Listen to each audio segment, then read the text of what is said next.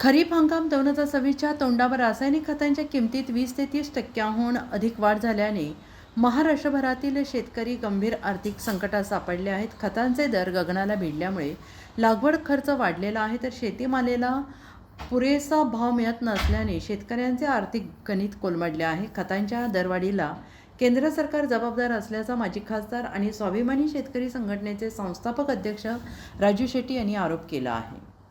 वाळवंट तालुक्यातल्या प्रत्येक गावात आपण जाणार आहात. 100% जाणार आहे आणि रेखांकन तयार करण्यासाठी पहिल्यांदा मोजणी सामूहिक मोजणी होत असते. त्या मोजणीपासूनच विरोध करावा लोकांनी. आणि जर का पोलिसी दडपशाही होत असेल तर आमच्याशी संपर्क साधावा. सारी ताकद घेऊन आम्ही गावकऱ्यांच्या मागे राहू. लोकांची संभ्रम अवस्था आहे.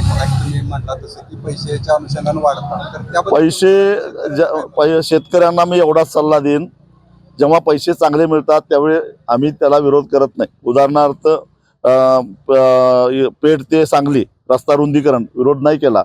सातारा ते कोल्हापूर रस्ता रुंदीकरणाला विरोध नाही केला. नागपूर रत्नागिरी महामार्ग नुकताच पूर्ण झाला, त्याला रुंदीकरणाला जमिनी गेल्या, विरोध नाही केला. कारण तुलनेनं शेतकऱ्यांना चांगल्या पद्धतीचे पैसे मिळत होते. परंतु हा जो रस्ता जाणार आहे तो पूर्णपणे नव्यानं काढला जाणार आहे आणि तो अडगळीच्या भागातून जाणार आहे. आणि त्या ठिकाणी सध्या जे काही रेडी रेकनर आहे तो अत्यंत कमी आहे. त्याच्या चौपट आणि त्यातनं 20% कपात केली तर सध्या प्रचलित जो बाजारभाव गावातला आहे त्याच्यापेक्षाही पैसे कमी मिळणार आहेत. म्हणून ज्याला असं वाटतं की मला जास्त पैसे मिळतात त्यांना आपला गट नंबर मला सांगावा, त्याला ऍक्च्युअली पैसे किती मिळतात हे मी सांगायला तयार आहे. सध्या लागवडीचे दर गगनाला भिडायला लागलेले आहेत.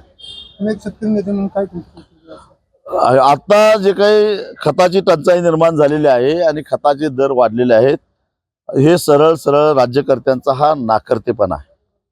कारण आखाती देशामध्ये युद्ध सुरू झाल्यानंतर कच्चा माल जो काही आखाती देशातून येत होता त्याच्या वाहतुकीला मर्यादा पडायला लागल्या. डॉलर महाग झाला, त्यामुळं जे कच्चा माल अजून महाग व्हायला लागला.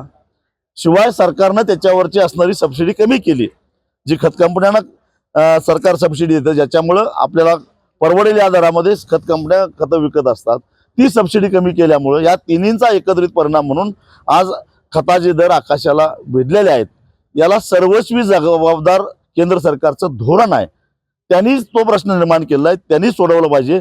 येत्या खरीपामध्ये जर का शेतकऱ्याला खतं मिळाली नाहीत तर तस्करीच्या मार्गाने जे काही साठेबाजी करून गोडाऊन भरून ठेवले आहेत, आम्ही नाना पाटलांचे वारसदार आहोत. ती गोडाऊन लुटायला सुद्धा कमी करणार नाही.